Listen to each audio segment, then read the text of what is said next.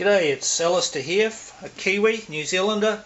I'm a senior citizen, I guess you'd say. I'm 64 years old, used to have rifles, but then the government took our lifetime gun licences off us.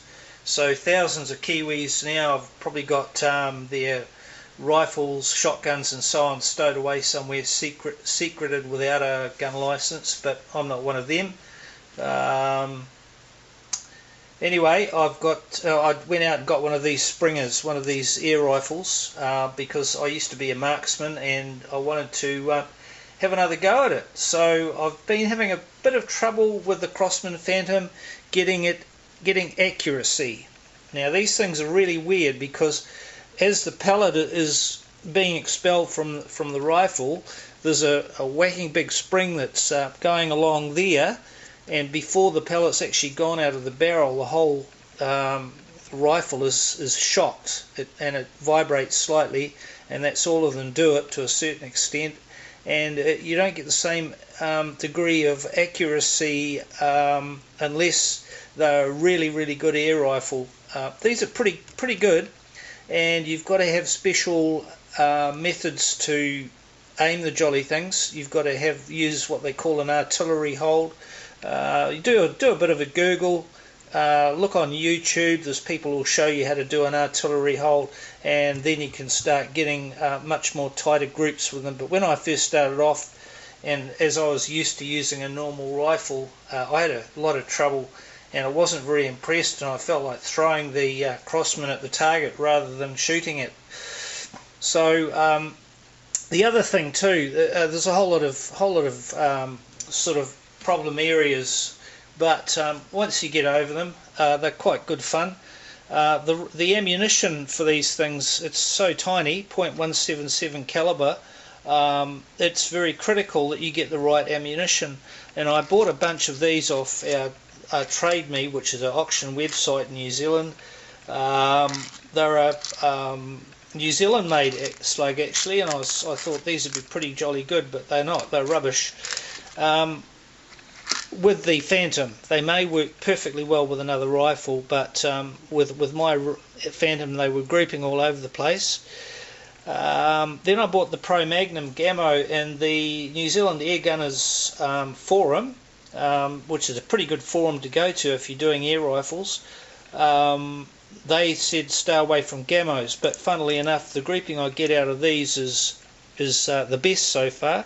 And then I bought a bunch of daisies thinking they'd be pretty cool.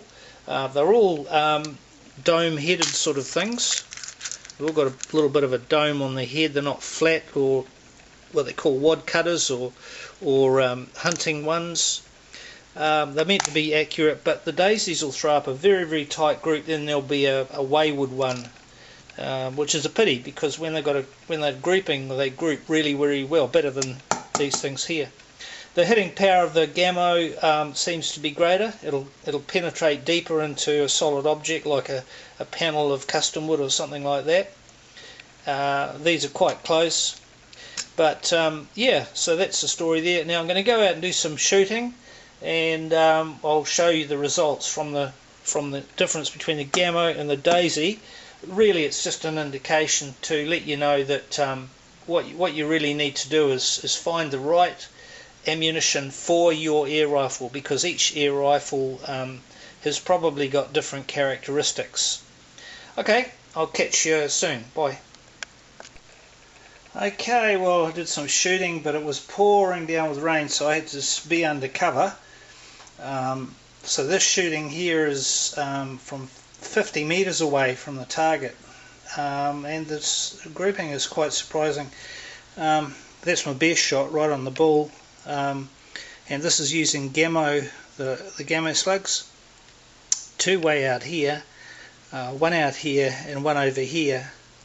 So the grouping is what's that, about 6 inches across. Nice to get that bull. Okay, we'll get the Daisy ones. Okay, the Daisy did quite a lot better. 50 meters is a long way.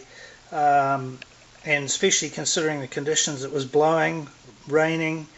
That's the outer. Another one on the bull. within a pen width, and these 3 here, 5 shots for both. That's the Daisy, 5 shots, and the other one was the Gamo, 5 shots. So the Daisy's looking pretty good there. Now it's stopped raining, I don't know for how long, but I'll go out and I'll do a shorter range of 25 metres, which is more typical shooting. Right, these are 25 metre shots, and the grouping from the Daisy is just blowing me away. I can understand why now, I've thought it through. That was a wild shot, so I put 5 more into the target. I cheated a bit. There's a group of 5 pellets there. There's 1, 2, 3, 4, 5. Now that is really good grouping out of a Springer. I'm very, very pleased with that. And I was not getting this sort of grouping from the Daisy before, and I wasn't getting it from the Gamo either. When I was using the rifle, I cushioned the rifle against a window frame with my hand, holding it very lightly, and I think as the rifle fired there was just enough resistance off the window frame to throw the slugs out. So that's the Daisy. I'm very pleased with that, and I won't knock the Daisy pellets anymore. And this is the Gamo with 1 slightly wild shot up there. So the grouping is 1, 2, 3, 4 and 5, or I think that was the first shot.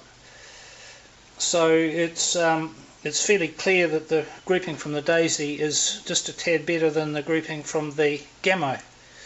Now the next thing, we'll move on to red dot scopes.